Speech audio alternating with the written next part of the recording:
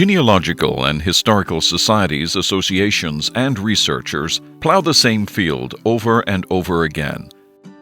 And because they are nonprofit groups that rely on donations and volunteers to support their efforts, they often find themselves without the resources to continue operations.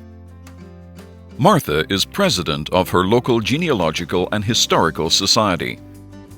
She lives in a small town, and the society is supported by donations from local businesses and volunteers from the local community. The society meets in the City Hall auditorium once a month and is provided an office in a house on the town square, owned by a local businessman. The house has a sign in front for the Genealogical and Historical Society. Travelers often stop to see what souvenirs might be for sale, and folks searching their routes stop by, send letters, or call to see what documentation the society might have that would help them in their research.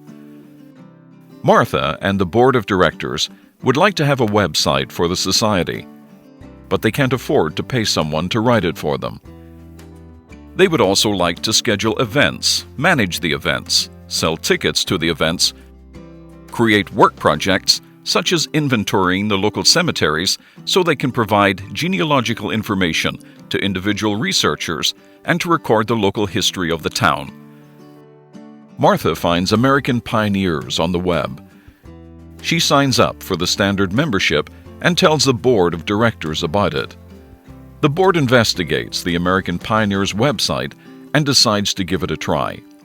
They appoint Frank, a local shopkeeper, the task of setting up the society's profile on American Pioneers.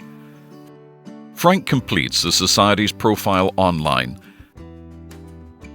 As he completes the society's profile, Jane is notified that a society which has some information about her great-great-grandfather has just joined American Pioneers.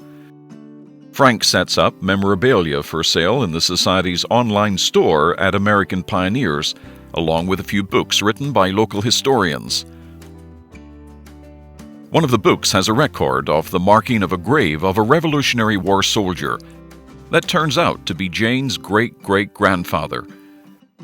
John and Don find out about this when Jane posts this information on her blog.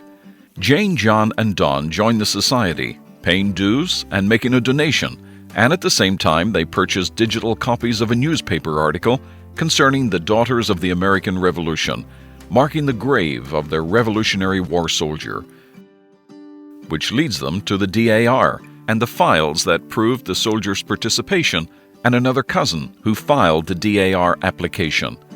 They tell their cousins about this, and many of them join the society and American Pioneers, which earns direct donations and referral fees. Even though Jane, John, and Don live in different states, and the society is located in even another state, they begin to involve themselves in the society's activities. Frank takes photos of the Revolutionary War soldier's grave and uploads the photo to the society's profile page gallery and puts the digital images up for sale for $1.50. Jane, John, and Don immediately purchase the image, and the society is paid $4.50. Frank then collects email addresses from local businessmen, individual researchers in the community, local churches, and others. Using the American Pioneers invitation system, he sends an invitation from the Society's profile page on American Pioneers. 100 individuals join American Pioneers using the link provided by the invitation Frank sent out. As a result of the individuals joining American Pioneers, the Society earns $1,000 for the join, and later, when the members renew their membership, year after year, the Society continues to earn money, growing the membership year after year. Soon the Society has members all over the United States, and they want to participate in meetings and planning. Frank sets up work groups and video conferencing on American Pioneers, which is free to members, so that those unable to attend the meetings can see and hear the meetings and even vote on plans and minutes of the meetings using American Pioneers' video conferencing feature. Frank sets up a blog for each of the projects and for news. The local newspaper wants to post articles. Therefore, the newspaper joins using the link sent out with the invitation. Later, the radio station joins. Then more local businesses all join American Pioneers, and the Society earns even more money for the join and future renewals. The Society's members can invite even more new members to help the Society raise needed funds.